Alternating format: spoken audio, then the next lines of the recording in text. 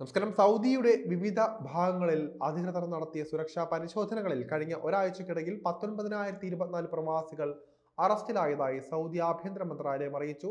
Visa, തൊഴിൽ, അതിർത്തി രക്ഷാ നിയമങ്ങൾ ലംഘിച്ചതിനാണ് ഇത്രയേറെ പേർ സുരക്ഷാ ഏജൻസികളുടെ നേതൃത്വത്തിൽ നടത്തിയ റെയ്ഡിൽ പിടിയിലായിരിക്കുന്നത്.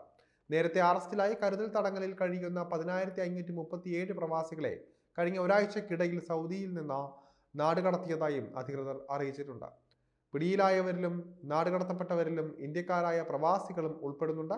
ആഭ്യന്തര മന്ത്രാലയത്തിന്റെ നേതൃത്വത്തിൽ വിവിധ സുരക്ഷാ ഏജൻസികളുടെ സഹകരണത്തോടെ നവംബർ 21-നും 27-നും ഇടയിലുള്ള ദിവസങ്ങളിൽ വ്യാപാര സ്ഥാപനങ്ങളിലും തൊഴിലിടങ്ങളിലും വാഹനങ്ങളിലും പ്രവാസികളുടെ താമസ കേന്ദ്രങ്ങളിലും മറ്റും നടത്തിയ പരിശോധനകളിലാണ് ഇത്രയേറെ പേർ പിടിയിലായത്. കഴിഞ്ഞ ആഴ്ച അറസ്റ്റിലായവരിൽ 11,268 പേർ രാജ്യത്തെ താമസ നിയമങ്ങൾ ലംഘിച്ച രാജ്യത്ത് കഴിയുന്നവരാണെന്ന് അധികൃതർ തിരിച്ചറിഞ്ഞു.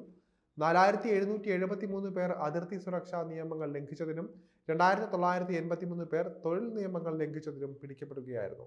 അതിർത്തി നിയമങ്ങൾ ലംഘിച്ച് രാജ്യത്തേക്ക് അനധികൃതമായി പ്രവേശിക്കാൻ ശ്രമിച്ചതിന് 1,212 പേരെയാണ് സുരക്ഷാ അധികൃതർ പിടികൂടിയത്.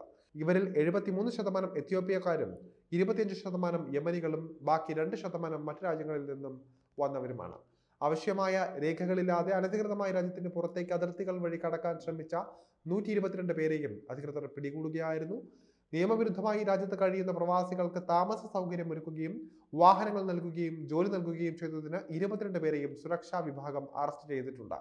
പുതുതായി അറസ്റ്റിലായവരെ കൂടാതെ 24,107 പ്രവാസികൾ വിവിധ നിയമലംഘനങ്ങളുടെ പേരിൽ നിയമ നടപടികൾ നേരിടുന്നതായും അധികൃതർ അറിയിച്ചിട്ടുണ്ട്.